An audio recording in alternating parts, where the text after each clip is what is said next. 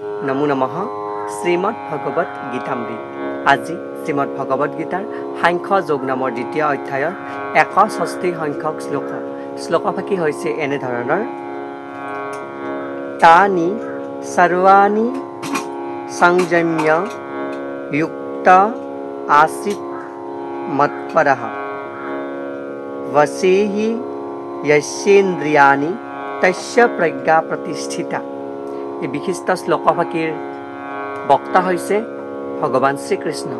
স্থিতপ্ৰজ্ঞৰ লক্ষণ কোৱা প্ৰসংগত ভগৱান শ্ৰীকৃষ্ণই পূৰ্বৱৰ্তী শ্লোকৰ পৰা বৰ্তমান পৰৱৰ্তী শ্লোকলৈকে তেওঁ সখা অৰ্জুনৰ আগত এই বিশিষ্ট শ্লোকফাকিৰ অৱতাৰণা কৰিছে।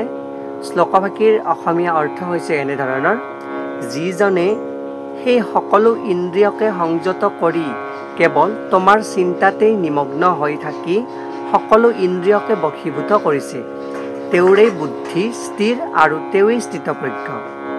এই শ্লোকফাকিৰ প্ৰসংগত কিছুমান বিশিষ্ট কথা উল্লেখ কৰিছে। সেই প্ৰসংগক্ৰমে হৈছে কথাখিনি যে কৃষ্ণ ভাৱনাই হ'ল উত্তম পৰ্যায়ৰ শ্ৰেষ্ঠ যোগ, আৰু এই কথাও কোৱা আছে যে কৃষ্ণ ভাৱনা সম্পন্ন হ'ব নোৱাৰিলে ইন্দ্ৰিয়সমূহ বশ কৰাটো কঠিন বা অসম্ভৱ। পূৰ্বতে উল্লেখ কৰা মহৰ্ষি দুৰ্বাসা মুনিৰ লগত মহাৰাজ অম্বৰীশৰ এবাৰ বিবাদ হৈছিল, আৰু দুৰ্বাসা মুনিৰ অহংকাৰৰ বাবে অযথা ক্ৰোধান্বিত হৈ পৰিছিল, আৰু সেইবাবেই নিজৰ ইন্দ্ৰিয়সমূহ সংযত কৰি ৰাখিব নোৱাৰিছিল।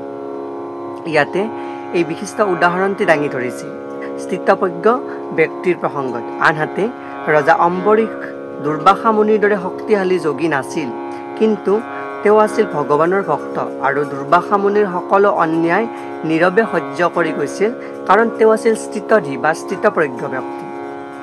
সেইবাবে তেওঁ দুৰ্বাসা মুনিৰ ক্ৰোধকো জয় কৰিব পাৰিছিল।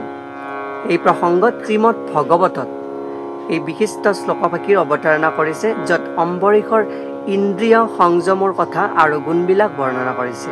সেয়া হৈছে এনেধৰণৰ: স বৈ মনঃ কৃষ্ণ পদাৰবিন্দয়ো বসাংসি বৈকুণ্ঠ গুণানুবৰ্তনে কৰৌ হৰেৰ মন্দিৰ মাৰ্জনাদিষু শ্ৰুতিং সকাৰাচ্যুত সৎকথোদয়ে মকুণ্ড লিংগালয় দৰ্শনে দৃশৌ তৎবৃত্ত গাত্ৰ স্পৰ্শে অংগ সংগমম ঘ্ৰাণং স তৎপাদ সৰোজ সৌৰভে শ্ৰীমৎ তুলস্য ৰচনাং তদৰ্পিতে পাদৌ হৰেঃ ক্ষেত্ৰ পদানুসৰ্পণে শিৰো ঋষিকেশ পদাভিবন্দনে কামং স দাস্যে ন তু কাম কাম্যায়া যথোত্তম শ্লোক জনাশ্ৰয়াৰতিঃ।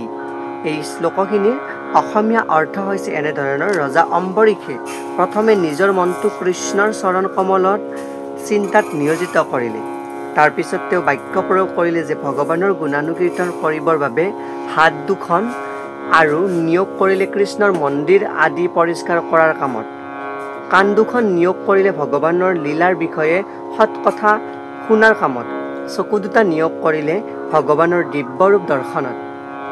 স্পৰ্শেন্দ্ৰিয়ক নিয়োগ কৰিলে ভগৱানৰ ভক্ত ভৃত্যসকলৰ স্পৰ্শ লাভৰ বাবে, আৰু জ্ঞানেন্দ্ৰিয়ক নিয়োগ কৰিলে ভগৱানৰ চৰণত অৰ্পিত সেই পদাৰবিন্দ পদুম ফুলৰ ঘ্ৰাণ লোৱাৰ কামত। জিভাক নিয়োগ কৰিলে ভগৱানৰ চৰণত অৰ্পণ কৰা তুলসীৰ স্বাদ ল'বৰ বাবে। ভৰি দুখনক লগালে তীৰ্থক্ষেত্ৰ আৰু ভগৱানৰ মন্দিৰ ভ্ৰমণৰ কামত। মূৰটোক ব্যৱহাৰ কৰিলে কৃষ্ণক প্ৰণাম কৰোৱাৰ প্ৰসংগত বা মূৰ দুৱাই ভগৱানক সেৱা কৰাৰ প্ৰসংগত, আৰু তেওঁৰ কামনাক নিয়োগ কৰিলে ভগৱানৰ ইচ্ছাক পূৰণ কৰাৰ স্বাৰ্থত। এই ধৰণৰ আধ্যাত্মিক কৰ্মবিলাক উত্তম ভক্তসকলৰ বাবেহে যোগ্য।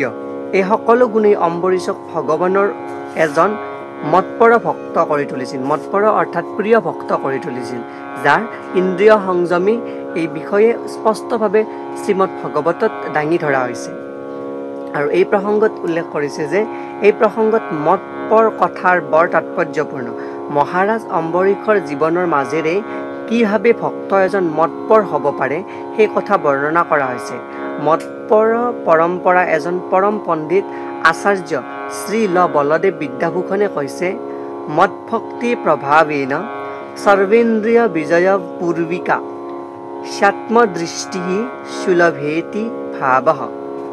অৰ্থাৎ শ্ৰীকৃষ্ণৰ প্ৰতি ভক্তিপূৰ্ণভাৱে যি ভক্তিপূৰ্বক সেৱা আগবঢ়োৱাৰ বাবে বলদেৱেৰে ইন্দ্ৰিয়সমূহক সম্পূৰ্ণৰূপে নিয়ন্ত্ৰণ কৰিব পাৰি। এই বিশিষ্ট শ্লোকভাগীৰ প্ৰসংগত উল্লেখ কৰিছে যে যোগীৰ হৃদয়ত অৱস্থিত ভগৱান বিষ্ণুৱে সকলো ধৰণৰ অপবিত্ৰতাক দগ্ধ কৰিব পাৰে। যিহেতু অগ্নিৰ দৰে পবিত্ৰ বস্তু বা অগ্নিত দিলে সকলো বস্তু পবিত্ৰ হয় আৰু অগ্নিৰ দ্বাৰা সকলো বস্তুকে দৃষ্টান্ত দাঙি ধৰে, ঠিক তেনেদৰে ভগৱান বিষ্ণুৰ সাধনাত যি মনটো অৰ্পণ কৰে সেয়া সকলো অপবিত্ৰতাক নাশ কৰিব পাৰে। লগতে ইয়াতে উল্লেখ কৰিছে যে যোগসূত্ৰেও ভগৱান বিষ্ণুৰ ধ্যান কৰাৰ কথাহে কৈছে, শূন্যৰ ধ্যান কৰাৰ কথা কোৱা নাই। যিসকল তথাকথিত যোগীয়ে বিষ্ণুৰ বাহিৰে আন কিবাহৰ ধ্যান কৰে তেওঁলোকে মিছাতেই এই মৰীচিকাৰ পাছত খেদি সময় নষ্ট কৰে। সেয়েহে কৃষ্ণ ভাৱনা সম্পন্ন হ'ব লাগে, ভগৱানৰ ভক্তিতে নিমগ্ন হৈ থাকিব লাগে। এয়াই হৈছে প্ৰকৃত যোগৰ উদ্দেশ্য। অৰ্থাৎ অম্বৰীষৰ যি ইন্দ্ৰিয় সংযম, আমাৰ যি পঞ্চ জ্ঞানেন্দ্ৰিয়, লগতে আমাৰ শৰীৰত থকা যি বিশিষ্ট অংগসমূহ হাত, ওষ্ঠ, চকু, পাদ বা মস্তিষ্ক, সেই সমস্ত কৃষ্ণ ভাৱনাত অৰ্পণ কৰিব লাগে। আৰু কৃষ্ণ ভাৱনাত অৰ্পণ কৰি প্ৰত্যেকটোতে কোনো আশা নকৰাকৈ নিৰবিচ্ছিন্নভাৱে একেৰাহে ভগৱান বিষ্ণুৰ আৰাধনাত নিমজ্জিত হৈ থাকিলে তেতিয়া কোনো সুখ দুখ অনুভূতি বা কোনো ব্যাঘাতেও তেওঁক হানি কৰিব নোৱাৰে।